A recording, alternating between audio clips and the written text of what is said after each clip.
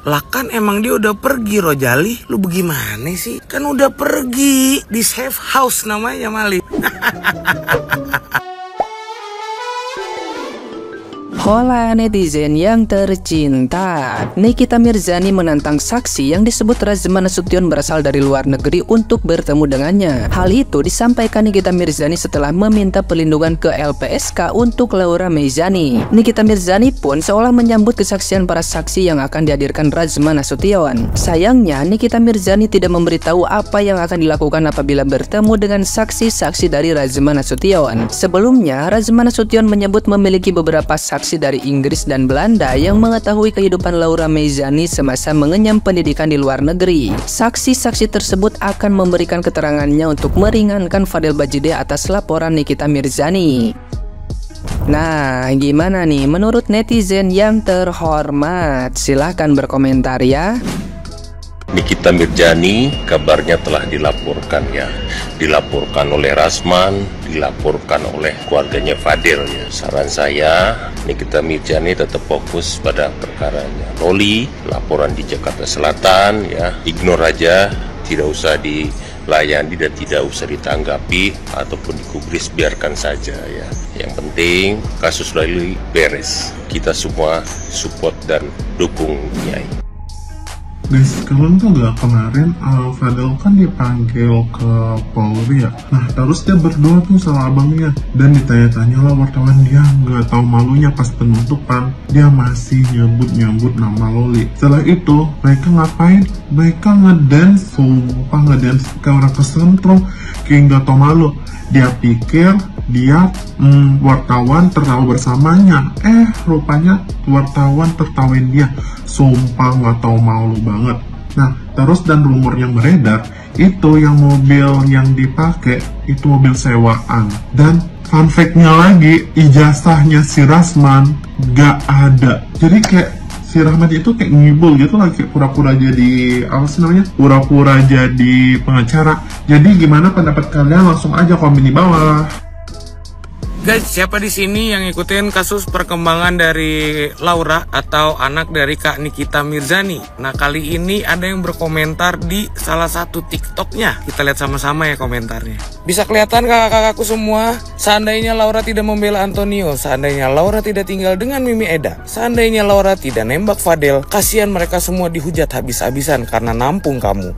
Fisik mereka dihinakan. Pergilah Laura, jangan dekatin orang lain sebelum kamu tanya ibumu. Mereka nggak ada yang baik di mata ibumu padahal kamu sayang mereka. Pergilah, jangan bikin hidup orang kacau lagi. Ibumu menghina orang miskin, fisiknya, hidupnya mengerikan sekali. Carilah sesuai yang ibumu mau. Bertemanlah dengan yang ibumu suka seperti Mail dan Yolo Ine. Atau kau nikah aja sama Mail, mungkin ibumu bangga. Lah kan emang dia udah pergi Rojali, lu bagaimana sih? Kan udah pergi, di safe house namanya Mali. Tulis dong pendapat kalian ketika melihat pendapat salah satu netizen yang namanya sama kayak gua. Sel banget gua. Mak jelap, it's so deep, menusuk ke ulu hati.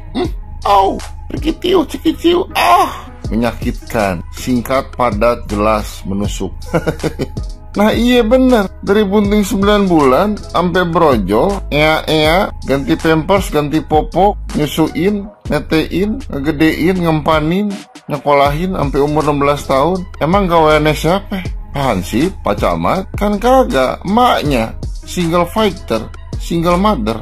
Menelantarkan dari mana? Cuman urusan 1-2 bulan, 1-2 tahun, dikatakan menelantarkan.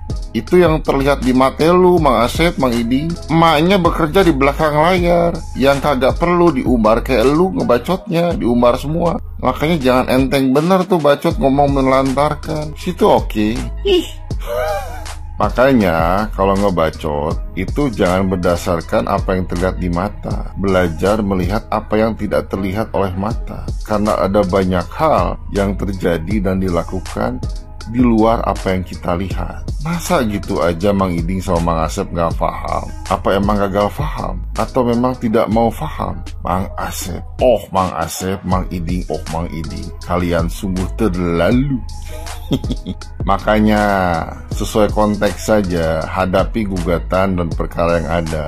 Tak perlu senggol kiri kanan atas bawah, nanti malah termakan oleh bujuk rayuan mulutmu sendiri. Kan mulutnya biru-biru ya, kenapa? Habis panas dalam ya, bibir pecah-pecah, iritasi, lekas dirujuk ke rumah sakit terdekat agar tidak menular. Semarah apapun seorang ibu kepada anaknya, sekesal apapun seorang ibu kepada anaknya, tidak akan pernah seorang ibu membenci anaknya.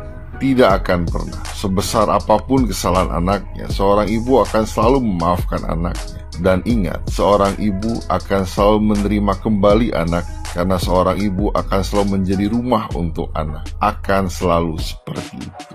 Mang Iding dan Mang Asep mungkin tidak memahami, karena kalian bukan seorang ibu, bukan? Bukan. Maka Mang Asep dan Mang Iding tidak akan pernah memahami hal tersebut, karena hanya seorang ibulah yang akan memahami hal tersebut. Makanya jangan mencoba-coba menjadi ibu, karena tidak mungkin. Tidak mungkin, bukan? Bukan. Maka jangan pernah mencoba untuk menjadi seorang ibu. Kalian tidak akan kuat, kalian tidak akan tahan. Jangan pernah mencobanya. Don't try this at home. Oke, Mang Iding, Mang Asep. Mohon maaf sebelumnya, izinkan juga saya berkomentar.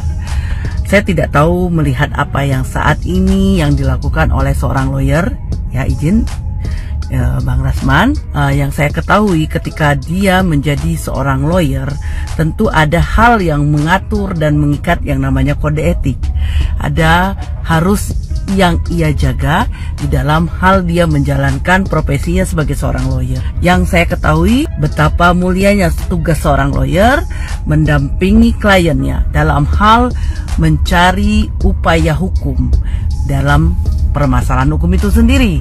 Nah, tentu dalam menjalankan satu profesi ada hal yang mengatur dan mengikat yang harus kita taati dalam hal melakukan profesi itu secara profesional pastinya. Nah, ketika ini saya tidak tahu apakah dia sebagai pribadi atau sebagai seorang lawyer menjalankan semua ini.